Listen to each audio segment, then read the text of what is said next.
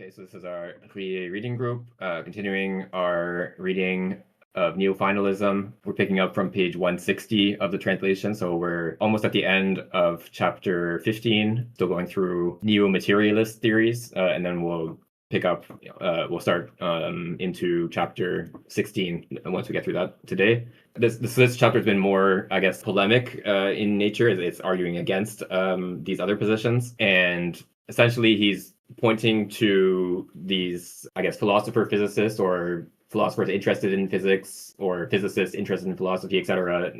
These people who are looking at the physics of the first half of the 20th century, which of course, made some pretty radical transformations to the general sort of world picture of physics, notably special and general relativity, and then quantum mechanics as well.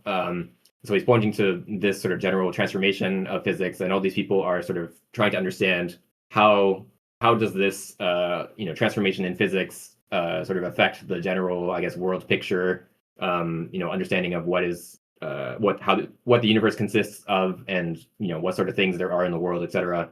And many of them are trying to, I guess, hold on to something from the corpuscularian philosophy or like a mechanistic picture of the world and sort of adapt it to the new physics. And so I talked about this a little bit last time, I think, but the corpuscularian philosophy is sort of associated with the Royal Society, founded in the 17th century. So you have people like Locke and Newton and Robert Boyle, people like that who sort of try to revive like the ancient atomism, and so they want to explain all the different phenomena of the world, heat and color and chemical reactions, and even eventually living beings, etc. Everything should be explained in terms of little particles, these corpuscles, bumping into each other in various ways. So obviously there's different, differences of opinion within the general sort of corpuscularian philosophy tradition. But yeah, in general, the idea is that you want to try to explain everything just in terms of motion of these particles, and the only sort of connection that you can make between one particle and another is impact. Of course, Newton deviates from this in that he allows for gravitational attraction, and in the Principia he has a famous line that I don't feign hypotheses. I'm not going to try to give a physical explanation of what causes gravitation, what causes the planets to orbit the sun, or heavy objects to fall to the surface of the earth, etc. I'm just going to give mathematical laws that the motions of these bodies follow, without trying to explain it. In some of his other, I think, like private writings, he does try to come up with an explanation for gravitation. Interestingly, he was also very interested in alchemy, and so that sort of plays a role in that, which is maybe not as well known about Newton. But yeah, there were also attempts to develop like a mechanical theory of gravitation as being sort of a result of particles striking one side of the body and not the other, etc. But yeah, so gravitation was a sort of like difficult point for corpuscularian philosophy. Like how is it that the sun being here and the Earth being many millions of kilometers away, that the sun has an influence on the Earth despite that vast distance. But the I guess general program is we're going to be able to explain all these physical phenomena, no matter how complicated or mysterious seeming, gravitation, etc. They're all going to be explained in terms of little tiny billiard balls bumping into each other in the sort of like caricature version. And yeah, so these early 20th century philosopher physicists are trying to hold on to as much of that as they can, despite, of course, the general transformation of the physical picture away from the tiny billiard ball picture. And Ruyer is sort of criticizing that approach, and he's insisting on this sort of analogy, or this the same explanatory schema appearing in the physical understanding of subatomic particles on the one hand, as in living beings on the other. And so things like finality, and yeah, the sort of general organic type of schema of explanation that we have to appeal to when talking about living beings is also present in the case of these subatomic particles. And so, like one of his examples that he talks about here is the water molecule, which, of course, as we all learn in elementary school, is has a structure H2O, so two hydrogen atoms and one oxygen atom. But it's not sort of just these two or these three atoms like next to each other. It's the specific configuration of these three atoms, and then of course, a cup of water or any sort of body of water consists of many billions of these atoms, and they are not also just sort of next to each other, but they're interacting with each other in complicated ways. And yeah, so you can't just sort of treat a water molecule as like a collection of autonomous, sort of self-contained atoms. You have to understand the configuration and interconnection of these atoms with each other as a kind of intrinsic whole.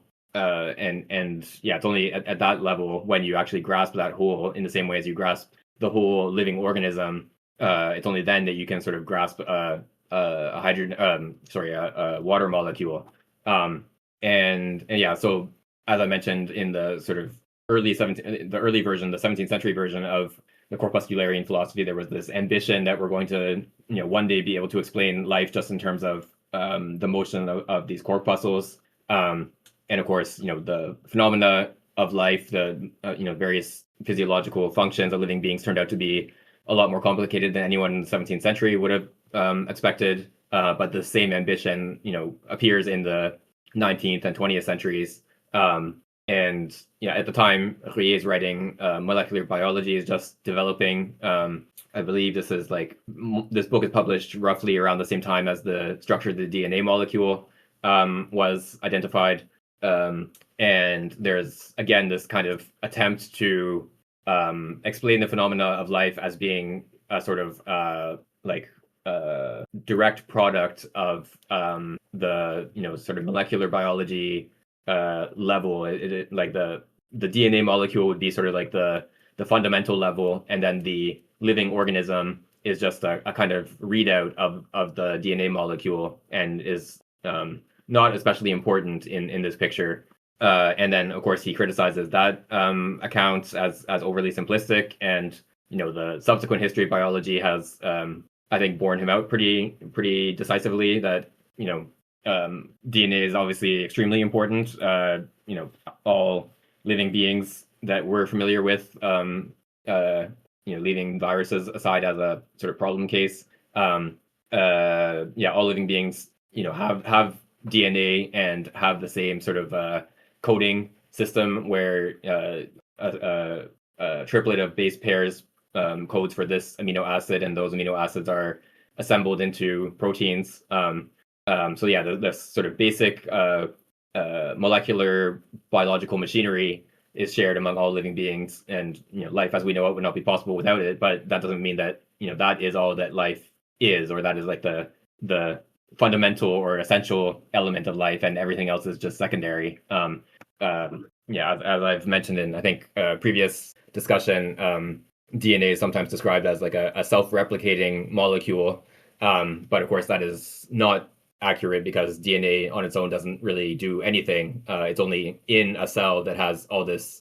machinery, all the different organelles that are involved in replication of DNA, that the DNA molecule is replicated. It's the cell that replicates the DNA, and not the DNA that replicates itself. And so yeah, you have to start from a cell, which is a whole, or is an organism that has its own structure and its finality. That it's only starting from the cell that you can understand what DNA is actually doing, and not the other way around. And so that's sort of like what he's been insisting on throughout this chapter, is that we have to take the organism seriously as an entity that is goal directed, and can't be sort of explained away just by appealing to DNA or any other sort of molecular level or sort of non-biological level that would sort of be the reality behind the living being.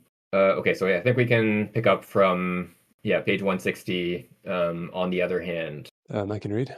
On the other hand, by asserting that the organism, quote, feeds upon negative entropy, unquote, he implicitly ascribes to it a conquering activity and not a pure maintenance of order. But this amounts to saying that the interest of the comparison between the organism and a molecule or an aperiodic crystal is in the direction organism arrow molecule or organism to molecule rather than in the direction molecule arrow organism. Whenever we find that it is plausible, says Schrödinger, that a quote unquote current of order issuing from the molecule chromosome may produce other ordered events. Quote, we no doubt draw on experience concerning social organization and other events which involve the activity of organisms. And so it might seem that something like a vicious circle is. Schrödinger's endeavor attests to the error of neomaterialism and the necessity of openly accepting neofinalism. The truly primitive order can only be found on an essentially normative activity, can only be founded on an essentially normative act of the same type as the psychobiological activity. We tried to define it in describing the domains of absolute survey, in which a metaphysical transversal dominates the form by endowing it with a sense. The purely material order and the brute persistence of a material order, in the substantialist sense of the term, are secondary phenomena relative to the primary order. By replacing the atom of matter with the indivisibility of action, physics has in fact shown the superficial character of an order that is nothing more than a brute persistence. And it is quite curious that Schrödinger failed to do in biology what he managed to accomplish in physics. Had he not argued his thesis with perfect clarity, we would have readily suspected that he misspoke or that we misunderstood him. For him, the molecular, quote unquote, crystalline order of the gene and the organism is an absolutely passive order because it is in principle the X-rays, the cosmic rays, or the rare fluctuations of thermal energy that explain the mutations. If these mutations are favorable, they will be conserved in an equally passive manner by natural selection. Like a statue, the organism is modeled by a bombardment of physical particles. Neomaterialism thus intersects with neo-Darwinism, which we will examine further on, and which also considers the organism as a passive structure. For Schrödinger, quantum indeterminism plays an essential role in accidental mutations. It intensifies their accidental character. But contrary to the opinion of Bohr, Lilly, and Louis de Broglie, it plays no role in freedom and inactivity at the level of consciousness. Moreover, Schrödinger sees no other means of reconciling the intimate feeling of freedom with the determinism that reigns in the natural laws obeyed by our organism than the recourse to Vedantic speculations on the identity of Atman and Brahman, quote-unquote I, and quote-unquote God. Quote-unquote I am the one who controls the movement of atoms according to the laws of nature. There's only a single quote-unquote I. The plurality of quote-unquote I's is an illusion. I, as Atman, obey determinism, but because I, as Brahman, created determinism, I feel free. This bizarre intervention of Hindu philosophy in Schrödinger's work is an artificial addition, but in reality it is logical vis-a-vis the error at issue. If the organism is just a passive order, then the unique and direct source of order can only be God himself, as in all deterministic systems. Starting from the consideration of individualities that are dependent on statistical laws, Schrödinger loses the genuine individuality along the way. He fails to take seriously quantum indeterminism in its positive aspect as authentic activity, as inauthentic activity. His case confirms what we have already observed. The psychological and quote-unquote organic interpretation, in the broad sense, of the individualities of contemporary physics is not a fantasy of the incompetent metaphysician, but a capital truth that cannot be dissociated from everything else. It is too indulgent for neomaterialism to claim that, after all, it posits the same thesis as neofinalism, albeit in an opposite sense. When one compares the organism to a molecule, one quickly succumbs to the old errors of mechanistic determinism. When one continues to conceive of the physical individual without activity, without freedom, without subjectivity, and without normativity, the kernel of neomaterialism's truth, the recognition of lines of individual continuity, is itself quickly lost and misunderstood. The opposite risk of naive anthropomorphism is less grave and can be avoided. It is enough not to invert the neo-materialist thesis purely and simply, not to define the atom, the molecule, and the physical individuality as organisms or as psychological consciousnesses, but instead to seek what is schematically common to the molecule, the organism, and consciousness. In all these cases, the common schema is a domain of absolute survey and activity. Neo-materialism is the result of the survival of thought's old habits and the interpretation of science's new data. Yeah, so this is, I guess, kind of summarizing his point and his argument in this chapter. So, yeah, at the beginning of the chapter, he credited what he calls neo-materialism with the realization of this continuity between the molecular and the organic. But he criticizes it for sort of reducing the organic or biological to the kind of molecular pole of the continuum, and sort of denying to the organism anything that we would not sort of historically attribute to the molecule, I guess. And yeah, he mentions natural selection here, and he goes into much more detail on natural selection in the next chapter. So I won't talk about that here. But I guess the point is that in terms of Schrodinger's argument is that, there's this random mutation via this like passive effect on DNA by like X-rays or cosmic rays or energy fluctuations. And then, as you mentioned at the beginning, the organism is just sort of a readout of, the DNA, however it has been modified passively by, X-rays or whatever. So as we discussed last time, that's just not a very convincing picture of the development of the organism. And then, yeah, the Hindu philosophy points. I don't know. Sometimes it seems to me that like really reductive materialism sort of more or less implicitly involves a kind of mystical aspect. But obviously, it's quite explicit in Schrodinger's thought, which I guess the idea is something like the feeling of freedom is because the I that we experience is really the same I that sort of creates physical laws. Yeah, this Hindu philosophy bit is kind of funny, because it's this like corpuscularian philosophy that is kind of the background that Schrödinger is sort of like drawing on here, even though his own physics is definitely not corpuscularian. Is supposed to be this kind of very I guess anti-metaphysical position. It's like you're sort of avoiding any speculations about one of the sort of favorite terms that was brought up in sort of polemics in 17th century science, by people who were partisans of the corpuscularian philosophy was occult qualities that, like, the old Aristotelian physics endowed entities with these occult qualities like gravity, weight or heaviness. Of course, in the Aristotelian physics, the heavy matter is like directed towards the center of the universe, and then light matter rises upwards. It's directed towards like the outer regions of the universe. And these were sort of occult qualities because you couldn't actually see what is bringing about these effects. And we're supposed to the corpuscularian philosophy, at least in principle, you can see one particle bumping into another, even though in practice they're too small to really be seen. And so there's this sort of like opposition to this, these occult qualities and idle speculation and so on, that is sort of like one of the like guiding principles or like the sort of general vibe of corpuscularian philosophy.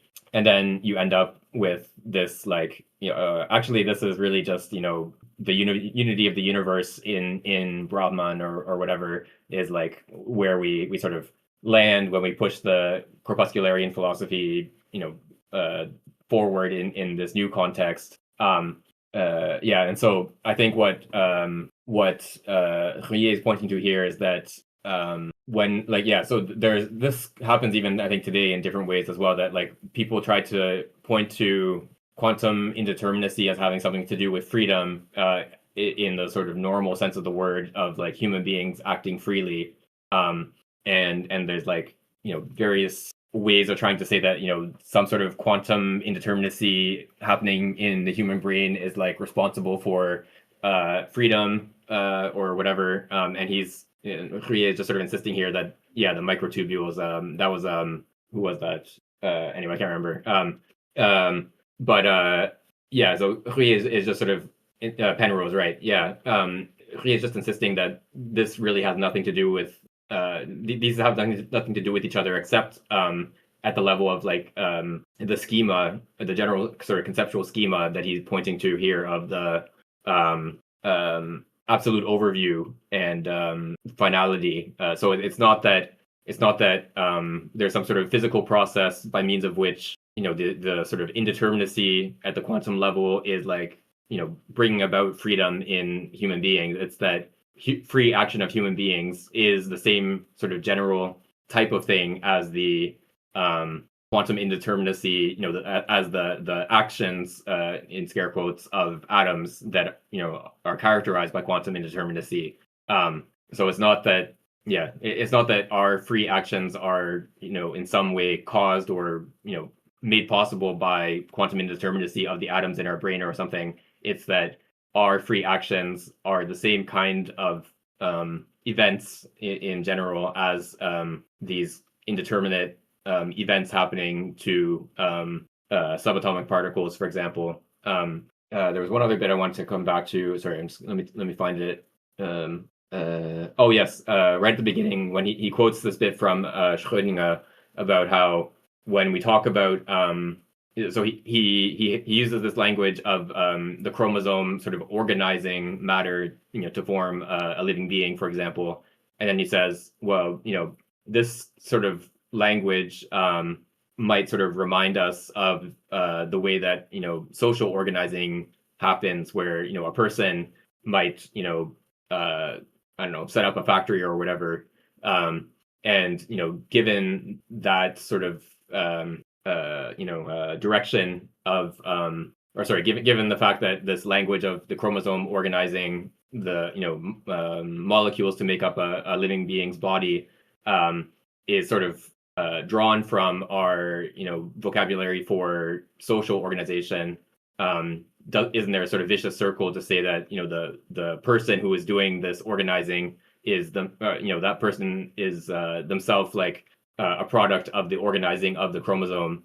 Ruyer doesn't cite what Schrödinger's answer to that concern is, so I'm not exactly sure how he tries to get out of that. But it's interesting that this is like precisely Ruyer's objection, is that whenever we talk about like the molecule organizing something, what we're really just sort of drawing from our sort of conceptualization of what people do to organize, clean your desk, in the example that he used earlier, earlier in the book. A person can come into a room and decide, I'm going to organize things. I'm going to put all the books on the shelf. I'm going to stack the papers up nicely or whatever. But a molecule can't organize things in that way, except insofar as it is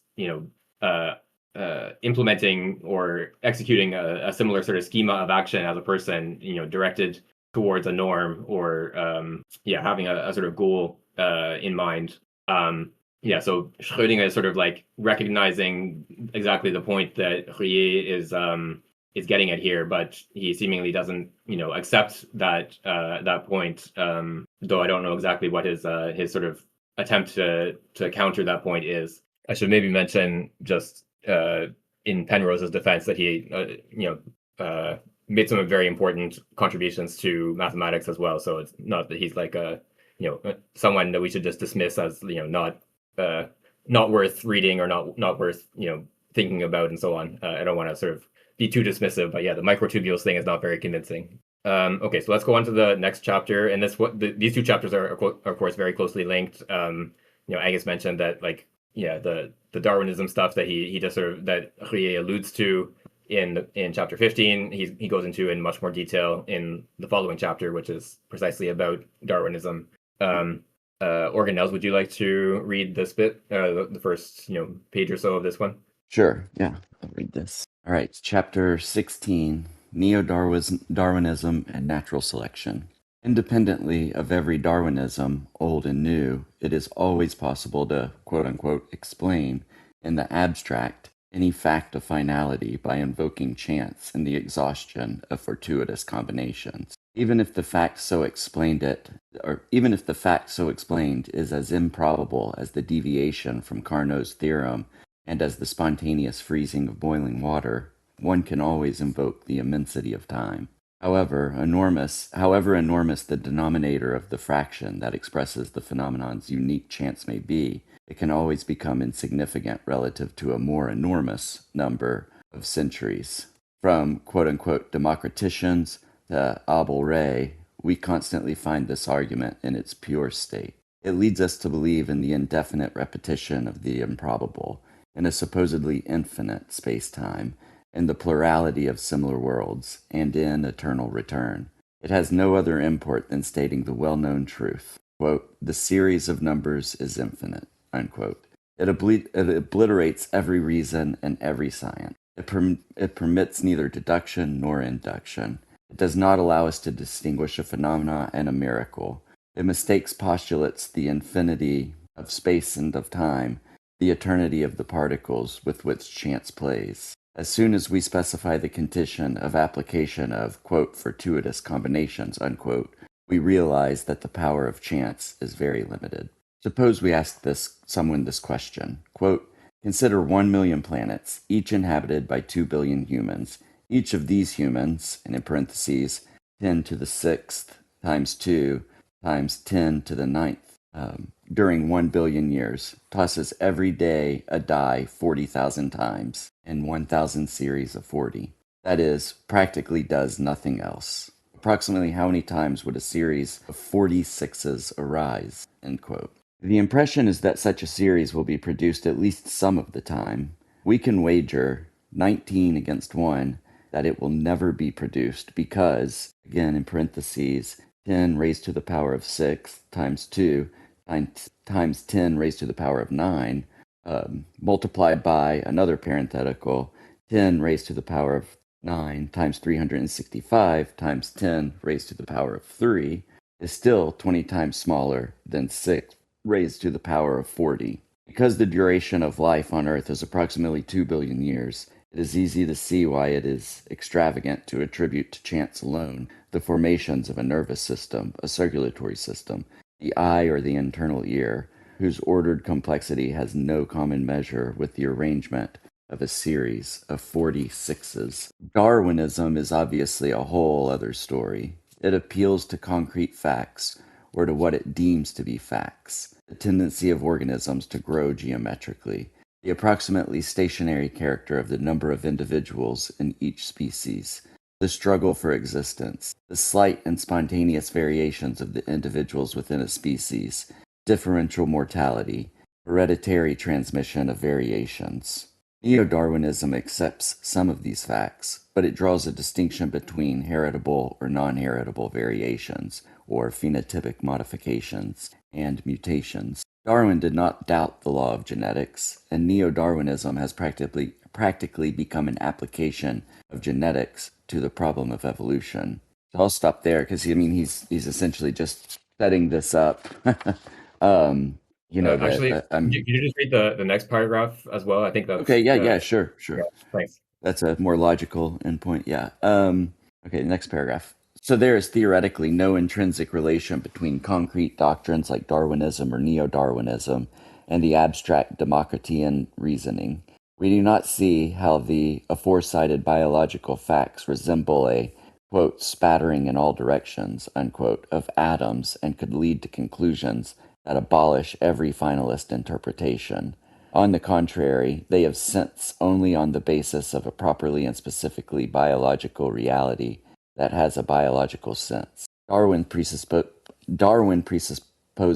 the tendency of organisms to preserve, to grow, to adapt. He was Lamarckian in this respect. Neo-Darwinism makes use of genetics. It reasons on the basis of genetics, which, if we are not mistaken, bears on a set of biological and even particularly subtle and complicated facts. Darlington, a neo-Darwinian, tried to reconstitute the very evolution that led to the ordinary genetic system of plants and higher animals with diploidy and meiosis, a system on which the neo-Darwinians base their reasoning. Yet he clearly refers back to biological facts, to organs with roles and functions, and not to fortuitous play of molecules. Darwinism and neo-Darwinism are biological theories. They lose their meaning if they lead to the abolition of biological facts as such in order to slip into pure, quote-unquote, Democratianism. Yeah, so essentially he's setting up here that, like Darwinism and neo-Darwinism on its face is simply relying sort of on the law of large numbers that, given infinite time and infinite worlds and infinite everything, that everything we have seen in evolution would play out, at least somewhere based on pure probability alone. And that even though, I guess he hasn't really spoken to the mechanism here outside of just applying genetics. He hasn't quite described what that is here yet, but outside of just this genetic explanation of the mechanism, which in itself sort of is somewhat in the face of the larger argument of just sort of the pure mathematics of large numbers, does give some account of how evolution might occur. When he says that there is the presupposition of the tendency of organisms to preserve, to grow, to adapt, that there is some sort of, I guess, quote unquote, logic to the direction of evolution. That it's an adaptation to an environment. So there's some guidance to the direction of evolution. So I think he'll get a lot more into that. So I think the sort of direction of evolution bit is maybe a separate question. So there's of course evolutionary theory in the 19th century, which of course Darwin did not invent. He was an important figure in sort of popularizing making evolutionary theory sort of accepted as the general sort of understanding of biology, but he certainly didn't invent it. It was widely understood, and I think by Darwin as well, as being a sort of story of progress or of increasing perfection or complexity of organisms. That you start from the simple and imperfect living beings, and you have a increasing complexity and perfection with man, of course, man, and not that's the way it would have been presented at that time, man as the sort of pinnacle of evolution, at the end of this upwards progress narrative. So I think that's a sort of separate question, whether there is something like a direction towards greater complexity or something like that in evolution. I think what Ruyer is getting at here is that all the sort of principles of Darwinian natural selection that he runs through in that one paragraph at the beginning of 164 here. Like, this is basically like a 2-sentence summary of Origin of Species. So yeah, like Darwin, like I said, doesn't invent the concept of evolution, but what he does more or less invent is the theory of natural selection as how evolution happens, and he explains what why there is such a thing as natural selection, or like what are the prerequisites, what is required for there to be natural selection, for natural selection to happen. Essentially, you need a population of organisms that have traits that are not the same, so the organisms that are not identical. Some of those organisms have more success at surviving and reproducing than others, and the traits that correspond to greater or lesser degree of success in surviving and reproducing are to some extent heritable. So an organism that has a certain trait is more likely to have or the offspring of an organism that have a certain trait are more likely to also have that trait than other organisms in that population whose parents don't have that trait. And so if you just have these three things, differential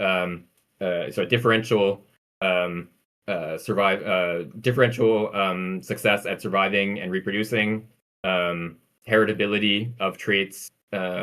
Sorry, I'm miscounting here. Anyway, if you have all these sort of factors present in a population, then you will get natural selection just by virtue of those principles being in effect. So you'll have organisms that have these traits that contribute to success at survival and reproduction will by definition or tautologically will be the ones that survive and reproduce. And so the population will tend to have more and more individuals that have those traits over time. And so what this whole sort of pattern of argument of natural selection presupposes is that there are organisms in the first place, that you have to actually have these organisms, and they have to actually be doing things to survive and reproduce before you can even have natural selection start operating on this population of organisms. And so Darwin doesn't give any account for where those organisms come from in the first place. He's just starting from there are organisms that are active in such a way as to survive and reproduce. And then given that the population of organisms has this structure, there will be natural selection among these organisms. He does, I think, make some like big sort of appeals to a common origin of all living beings, for example. And so presumably there's some idea that that life emerged at some point in history, that there was some point where there were no living beings, and then later there are living beings. So living beings had to arise at some point. But he doesn't even try to give any explanation of how that would have happened. So he's not sort of giving an explanation for living beings. He's giving an explanation for why are there so many different kinds of living beings that are seemingly adapted to the environments and lifestyles that they they currently have. And so this is a very different form of explanation than an explanation that would be this sort of purely chance explanation, that you have a bunch of molecules just bouncing around, and if you just leave them there long enough, sometimes after enough trillions of years, one of them will just sort of it'll just sort of happen through this chance encounters of molecules that some of them will form, I don't know, a dog. Just if you just wait long enough, these molecules will just line up in just the right way to form a dog. And this, of course, is not what a Darwinian explanation is, because Darwin is going to give or a Darwinian explanation of where dogs come from would of course appeal to the evolution of mammals and how eventually you get dogs from say the common ancestor of the carnivores, etc. So yeah, this is not at all what a Darwinian explanation looks like. But he's going to go on to talk about in this chapter is that there's a sort of slippage from one to the other that keeps happening, where people will appeal to Darwinian explanation and the success of natural selection as a sort of explanatory theory within biology, and say, look, because of this, that means that this sort of Democritean chance picture is the sort of philosophical upshot of Darwinism, and we should accept this Democritean chance picture because of how successful natural selection is as a theory of evolution in biology. And so Ruyer is just insisting here that that passage from one to the other is not valid, is not a legitimate inference, precisely because Darwinism or natural selection depends on the existence of organisms that are acting to survive and reproduce in the first place before you can even contemplate whether this mechanism of natural selection is occurring in that population or not. Yeah, I think that was kind of the point there. Not necessarily movement to greater complexity, but just that there's this, what's implied in all of this, or not even implied. What is there is that there is some force, say natural selection, that's acting on how all of this occurs over time, adaptation, or perseverance of certain traits. That these qualities are in this Darwinian explanation as well, and that these qualities imply some potentially finalist interpretation, as he says there. Yeah, so I mean, it's not that evolution as or even natural selection specifically has to be understood in finalistic terms. It's that you have to have organisms that are themselves, that themselves have a finalistic structure, that are, that develop from an embryo, for example, in the various, finalistic ways that he's talked about in previous chapters. Like, there have to be those organisms first before there can even be natural selection of organisms. And of course, no one would deny, like, even these people that he's arguing against, they're not going to deny that you need to have organisms before those organisms can be subject to natural selection. It's just that he thinks that they're sort of like missing what's like right in front of their faces, what they're sort of presupposing in their explanations of evolution in terms of natural selection. They of course realize at one level that they're only that you can't explain that natural selection is an explanation only of what happens in a population of organisms that have these differential traits that are heritable and that affect survivability and success at reproduction. So they sort of course, if you ask them, does natural selection apply when there are no organisms, they would say no. But they sort of like don't draw the conclusion that he thinks that we need to draw from this very obvious fact, that natural selection doesn't allow us to conclude that chance is sort of like the ruling principle of the universe, or that the success of natural selection as a theory doesn't support the sort of abstract philosophical, Democritean theory of the world. One other bit that I wanted to mention that is literally a parenthetical remark, and so it's in parentheses here, is that he mentions that Darwin was a Lamarckian in a sense. So in sort of like late 19th, early 20th century, there was like this controversy within biology, between, like, this is when sort of the neo-Darwinians start to emerge. Actually, maybe I should back up a little bit. Is that, of course, Darwin, published his Natural Origin of Species in 1858, if I'm not mistaken.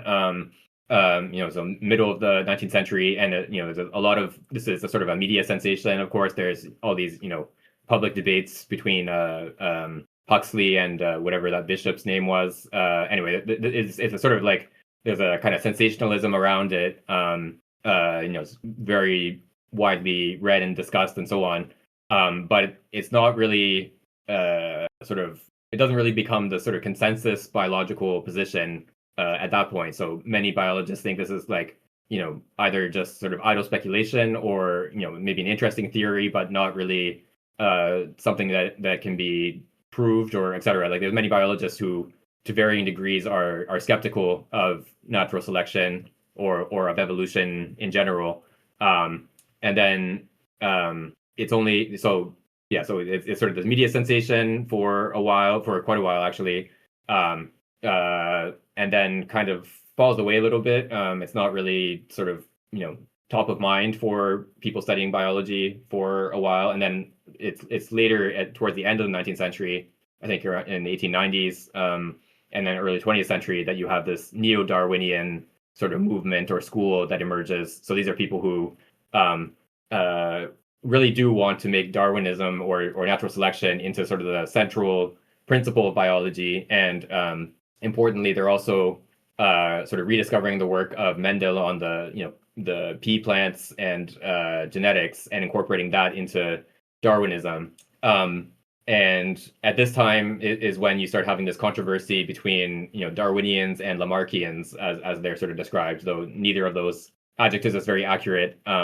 And so the question that is sort of the controversial question between these sort of two groups is the inheritance of acquired characteristics. So is it the case that traits that are acquired by an individual, within its lifetime, between its birth and death, or between its birth and its act of reproduction, can those traits be passed on to the offspring of that organism? And the so-called Lamarckians say yes, and then the so-called Darwinians say no. And yeah, like I said, neither of these adjectives are very accurate. Lamarck's position is like inheritance of acquired characteristics is not like really something that Lamarck talks about. There are all these famous sort of textbook examples, like the giraffe gets the long neck by reaching for the top branches of the tree, etc. Lamarck's whole theory is about is a progressive theory in the sense that I was talking about earlier. It's a theory of progress from the imperfect simple organisms to the more perfect complex organisms. And there's a sort of like driving principle of life, from the least perfect to the most perfect, this sort of like ascending principle. And then there's also sort of like side branches, I guess, or like side tracks where living beings sort of adapt themselves to a sort of unique environment that they find themselves in, that sort of like are off that central path from least to most perfect. So he talks about birds, for example, have these adaptations to flight, like hollow bones, but he thinks this is a kind of like side track of this general sort of upwards trajectory. Anyway, so all this to say that inheritance of acquired characteristics is not really what he's like interested in his account of evolution. But he does think that there is this kind of that the effort or striving of living beings, of an individual organism to survive and reproduce is a sort of manifestation of this like sort of universal effort of life to ascend from the lowest to the highest forms. And then Darwin himself also, especially in later editions of Origin of the Species, does accept that that there is inheritance of acquired characteristics. I forget who it was, but there's someone who sort of joked that like because Darwin kept adding more and more stuff to the later editions of Origin of the Species, and so this person joked that the later editions should be called Origin of the Species through Natural Selection and a bunch of other things, because Darwin of course developed this account of natural selection, but he never said this is like the only thing. This explains everything about all living beings everywhere, for all time. He just said this is like this important principle that I've identified. Here's a bunch of phenomena that I think are explained by it, but then he's quite happy to say that there's other phenomena that maybe are explained by other evolutionary principles. So Darwin, of course, was much less dogmatic than the neo-Darwinians, who sort of make Darwinism into this very sort of strict theory with that they try to reduce it to just the basic principles, these fundamental principles, and then they also incorporate genetics into the picture in a way that Darwin, of course, wasn't aware of Mendel's work. So it's only with these neo-Darwinians that you start to have this I guess dogmatic Darwinism that says that natural selection explains everything and no other account of evolution is like even something worth considering or taking seriously, and we should just dismiss it out of hand. So this is where you get the sort of big debate between the so-called Darwinians and the so-called Lamarckians. Oh, and I should also mention that some of the like experiments that were done at this time to sort of that were taken to sort of disprove the supposed Lamarckian position were like pretty like basically just not at all related to anything that Lamarck actually thought, because they would do things like amputate the tail of mice in the lab, and then see do the offspring of the mice that have the amputated tail, did they like develop a shorter tail over time? And of course that didn't happen. But that was like precisely not what Lamarck was talking about at all, because he was talking about organisms, the sort of effort and striving of the organisms to persist and reproduce, not just some contingent accidental event that happens to the organisms being passed on to their offspring. So it was a very like confused and not very thoughtful debate that was happening in the late 19th, early 20th century. Yeah, I see Ruyer's argument here as an instance of, I guess, his more general argument that form taking is primary with respect to sort of already formed structure. And like, just as he doesn't deny that there are, physical laws that describe the statistical behavior of very large numbers of gas atoms or molecules, for instance. He doesn't deny that natural selection can explain changes within existing populations, but yeah, as you mentioned earlier, he insists that, and I think it's a convincing argument to me at least, that in both cases you need sort of the structures that are interacting in this way to come about somehow. Obviously, the law that describes their interaction isn't necessarily the law that it doesn't necessarily account for how they come to be. Yeah, and this is why I sort of described it as sort of like staring them in the face, right? Because of course, if you say organisms evolve through natural selection, you're already presupposing that there are organisms in the first place. And it seems like it's like extremely obvious in one sense that there are those organisms. Like organisms can't evolve by natural selection if there are no organisms. As far as we know, there's no natural selection happening on the surface of the moon, or I don't know, on the surface of the sun or whatever. But yeah, so and like I said, the sort of even the most sort of like dogmatic neo-Darwinian would never say that natural selection is happening, even though there are no organisms there on the moon or wherever. Although I know there are people that have tried to take like natural selection as a sort of model for evolution elsewhere other than in biological systems, sort of like cosmic Darwinism or something like that. But it's just that this sort of extremely obvious principle that organisms can only evolve if there are organisms.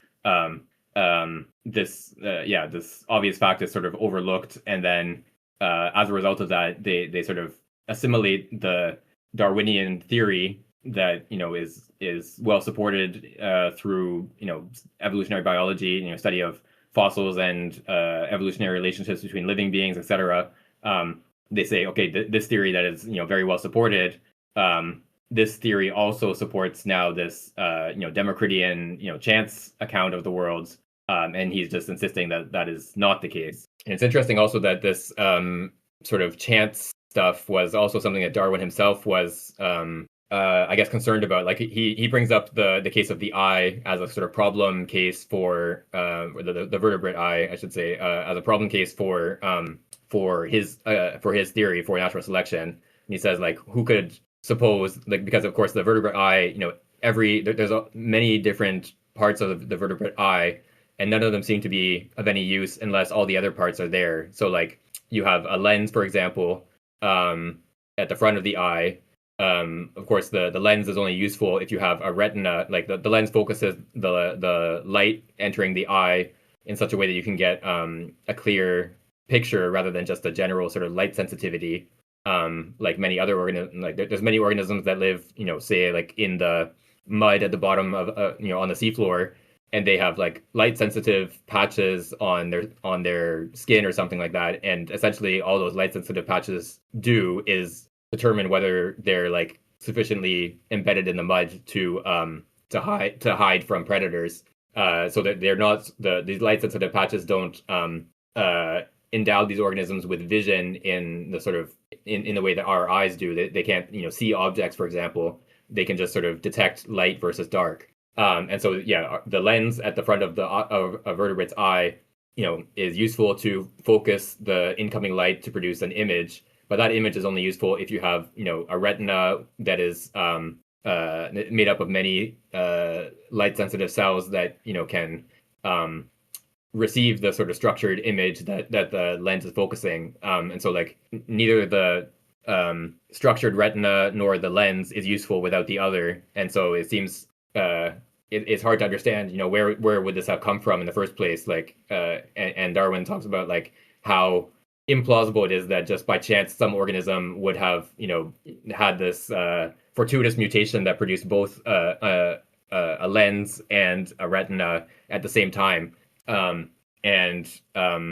think he does point to some, sort of simpler cases and say that, of course, the vertebrate eye that we know today didn't like emerge fully formed out of nothing. That you have to sort of try to piece together a gradual production of something complicated like the vertebrate eye out of simpler, starting with say like a light sensitive patch and then et cetera, gradually acquiring more and more complexity over time. So he does sort of recognize that this kind of chance argument, the idea that you could just say, oh, this extremely complicated eye in which each part is sort of dependent on all the other parts could have just emerged, just by chance, that, there just happened, the cosmic rays just happened to strike the chromosome of this organism in precisely the right place to, generate an eye with a lens and a retina in its offspring. He says that's not at all convincing or plausible even, and he wants to give a different explanation for how something like the vertebrate eye that is so complicated and interconnected could have emerged. Yeah, I think to that point, it's important, like his little thought experiment here about the rolling of the die, and just like I don't think we appreciate just how improbable the everything happening or playing out like it has by pure chance alone really is. And I mean, again, here, I don't know when I read it how good I did, but the point being that you've got 2 billion humans on each of 1 million different planets. And over the course of 1 billion years, they're tossing a die 40,000 times a day. So this huge number. And so you would anticipate if you said, well, how many times would a series of 46s arise over all of these tossing of the die? I mean, you would think, well, probably quite a few times. And, he says here the number is actually, we can wager 19 against 1 that it will never be produced.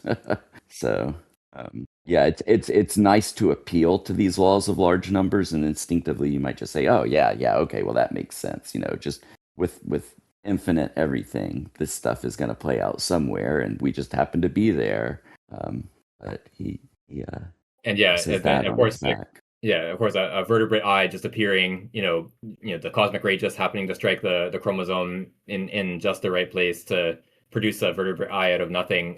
That is like far, far, far less likely than even rolling 40 times, rolling a 6 40 times in a row. Like this is like I'm sure that it's like the sort of probability or like the I mean, I don't know how you would actually sort of quantify the probability of a vertebrate eye appearing, but like if you were to take all the different elements that have to sort of come together to produce a vertebrate eye, and then sort of just take each of those elements, sort of combinatorially and add up all the different possible configurations and say like what is, out of this entire set of configurations, like how many of them produce a viable vertebrate eye. I'm sure it's like, smaller than like one atom to, all the atoms in the universe or something like that. The combinatorics, things that grow very quickly out of hand. And like this is the same kind of principle as like, the fact that there are more games of chess than there are, atoms in the universe, etc. So yeah, it's if your only sort of principle to explain some complicated phenomenon is, well, if you just wait long enough, it'll happen. Then yeah, as he points out, this is a completely like anti-rational principle, because that means anything that happens has the same explanation, and you have no way of distinguishing between what can happen or can't happen, or between what's likely to happen and unlikely to happen, etc. Everything will happen eventually. Means that everything is just sort of on the same plane. You have no sort of criterion to say that like this phenomenon is possible and this one isn't, or this one is likely and this one isn't, etc. Okay, so I think we can go on to the next one. 61, are you ready to read? I think so. I hope so. Okay, cool. Yeah, so we're at, and yet there is hardly any doubt. Okay, sure. And yet, there is hardly any doubt that mistaking the true content of their theses, Darwinians and neo-Darwinians perpetually conflate on the philosophical plane those theses with the old Democritean idea. What accounts for Darwinism's popular success is precisely that it seems to eliminate finalism, the mind, that it emancipates the mind from the onus of believing in the mind, that it appears to reconcile the observed de facto finality with mechanistic and deterministic explanations. It authorized, or so it was thought, an integral monism based on materialism, or at least on anti-finalism. For thinkers like Huxley, Spalding, and Haeckel, and in particular for their successors, quote, Darwinism ceased to be a tentative scientific theory and became a philosophy, almost a religion. By the same token, the Neo-Darwinism of R.A. Fisher, Morgan, Dobzhansky, Sewell, Wright, Darlington, and Julian Huxley, and Simpson rests no doubt on extremely precise and careful studies, but philosophically it has the same Democritean resonance as its ancestor. It is considered in the eyes of its supporters as a way of interpreting the facts of finality without resorting to finalism, a way of accepting these facts while keeping a scientific good conscience. Thanks to this good conscience, to this confidence in their ability to explain everything mechanically, Neo-Darwinians eagerly recognize de facto finality. In his preface to Cott's book, J. Huxley expresses his satisfaction at seeing Cott's demonstration of the genuinely useful and adaptive character of mimetism and animal camouflage, just as Darwin is often as finalist as Bernardin de Saint-Pierre, precisely because natural selection exempts him from every overnaturalism. So J. Huxley writes very significantly in a paragraph titled The Omnipresence of Adaptation, quote, it has been for some years the fashion among certain schools of biological thought to decry the study or even to deny the fact of adaptation. Its alleged teleological flavor is supposed to debar it from orthodox scientific consideration, and its study is assumed to prevent the biologist from paying attention to his proper business of mechanistic analysis. Both of these strictures are unjustified. It was one of the great merits of Darwin himself to show that the purposiveness of organic structure and function was apparent only. The teleology of adaptation is a pseudo-teleology capable of being accounted for on good mechanistic principles without the intervention of purpose, conscious or subconscious, either on the part of the organism or of any outside power. This last little miniature paragraph, then I'll stop. This attitude of neo-Darwinism will dictate our own critique. Its scientific merits are manifest, but we should stress that its Democritean claims are unjustified. Some preliminary remarks are necessary. Yeah, so this is what I was talking about earlier, and you can see here that this is sort of analogous to the Schrödinger sort of suddenly appealing to Hindu philosophy that we saw at the end of the last chapter, where Huxley, of course, is sort of like the militant atheist guy in the 19th century. Darwin's bulldog famously is sort of like his nickname, and anti-teleology, etc. But then he says, oh, by the way, we can just like accept all of the teleology stuff, except that we know that this teleology is only like a pseudo-teleology because now we have a mechanistic explanation for it.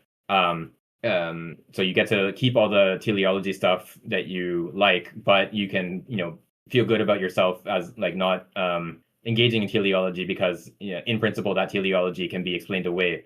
And you see this the sort of like culmination of this, I think, in like evolutionary psychology stuff, where like whatever sort of trait you either observe or imagine humans to have in the present, you can just come up with a story about our caveman ancestors I don't know, needing to have that trait to survive or whatever, and so you get your like fable about like why men need to dominate women or whatever it is, and then you can say, oh, it's just the way that Darwinian mechanistic stuff works out. It just happens to align with my own social preferences very conveniently.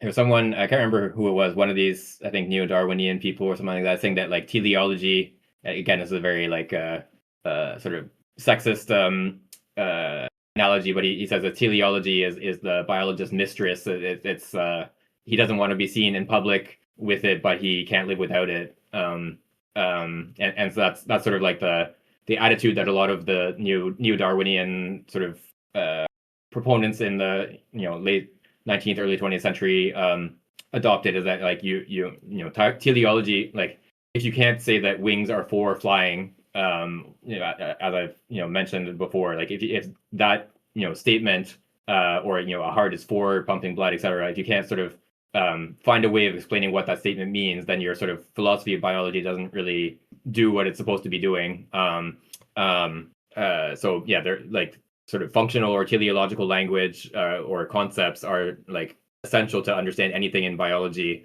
But so they don't want to sort of throw them all out, but they sort of want to cleanse their conscience of the sin of teleology by sort of appealing to Darwinism as sort of granting them the indulgence, because in principle all of this can be reduced to the mechanical functioning of natural selection. So this is all sort of depending on this slide that he pointed to in the previous passage. This slide from natural selection is a theory that accounts for a lot of evolutionary facts and helps us to understand many biological phenomena. That's something that Ruyer accepts as well. Sliding from that to therefore, the sort of chance encounter of molecules or the chance mutations, etc. This sort of operation of chance just over a long time is all we really need to appeal to, or all we need to understand the world, and that's what Ruyer doesn't accept. And he says this inference from the first principle to the second is not a good one. Yeah, I think that's the implicit teleology in all of these explanations. But I think that's the real point here so far at the beginning of this, is that internal contradiction where these sort of Darwinianist explanations will try to fall back on just these laws of large numbers, well over time, but they contradict themselves with the allowing for, at least this is how I read it, but allowing for things like adaptation and perseverance of certain traits, which implies a logic. So they kind of explicitly want to have it both ways. Oh, that sounds like teleology. It's science or something. It's they dismiss this on this criticism on the basis of authority alone, almost. Yeah, I think it's kind of like the same way that you would pick up the Bible to like exorcise a demon or something.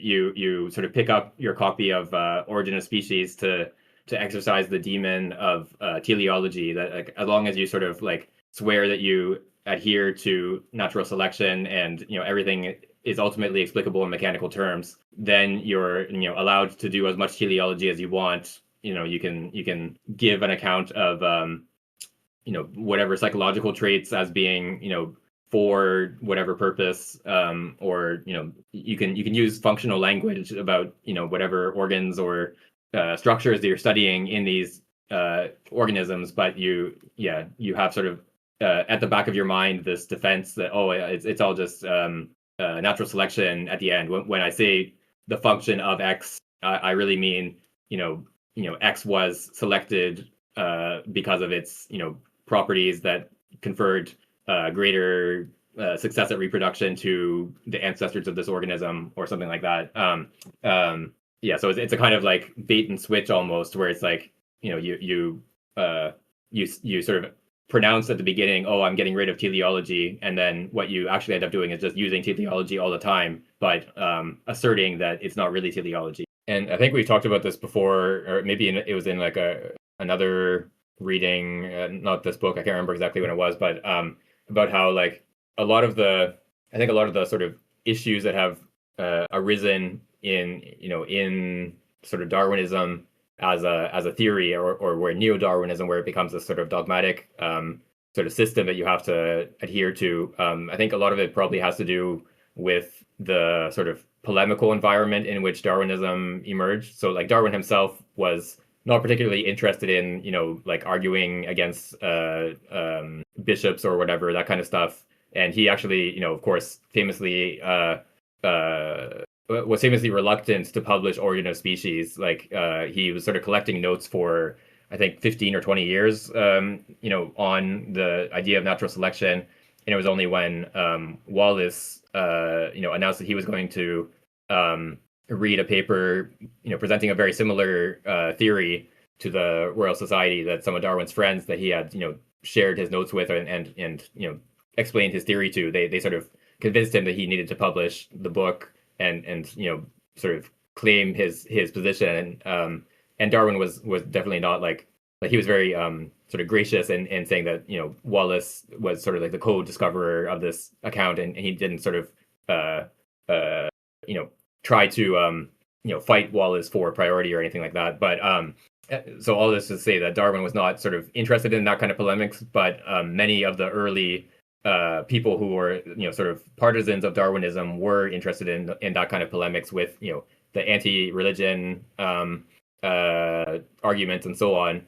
And it's almost as if like by sort of being used as this sort of counterweight to religion, or like this sort of presenting itself as like a counter to religion, it kind of became a quasi-religious doctrine at the same time, where like you're sort of you either sort of adhere to the correct doctrine that has been passed down to us by our revered ancestors, or you're a heretic that has to be expelled or whatever. Whereas Darwin, of course, was basically just saying this is like this important discovery that I've made about how this mechanism for evolution happens, and all these hard to understand phenomena make sense under this theory, etc. And he was much more sort of open to other mechanisms also being present, and wasn't really interested in like sort of appealing to natural selection to refute religious doctrine, even though of course he was quite aware that like his later book Descent of Man is like clearly contrary to a literal interpretation of the Genesis story, and he was quite aware of that, but he didn't sort of publish that book with the ambition of sort of bringing down the church or countering religion or something along those lines. Okay, so I'm gonna suggest that we actually stop a little bit early today and end here. Partly because I didn't get a chance to read the whole chapter in advance to prepare for this session, but also partly because I have some other things I need to get done today. So yeah, we can continue on the Darwinism stuff. I mentioned in the chat that there's this new book on Lamarck that I am hoping to start reading pretty soon as well. So maybe I'll be able to report on some of that next time as well. I don't know how much Lamarck actually comes up in this book other than just sort of in passing, but yeah. He's a more interesting guy, I think, than is generally sort of credited. His name is basically just sort of used as a boogeyman in like biology textbooks these days, and his actual sort of work is not really that well known, I think. And if I'm not mistaken, it was him and Treiteranus around the same time who were the first people to publish books with the word biology in the title, around like 1802, I believe. So he's definitely part of like sort of the formation of biology as a discipline, where living beings are sort of seen as a sort of distinct domain of study, as opposed to plants and animals and minerals being all sorts of the kinds of things you can classify in the sort of Linnaean system. So yeah, an important and interesting guy that I think has not probably gotten the kind of study that he should in at least the last 100 years or so. Okay, so yeah, let's stop here, and yeah, we'll continue reading this chapter next week. Sounds good. Thanks, everyone. See you next week. All right. Thanks, everyone.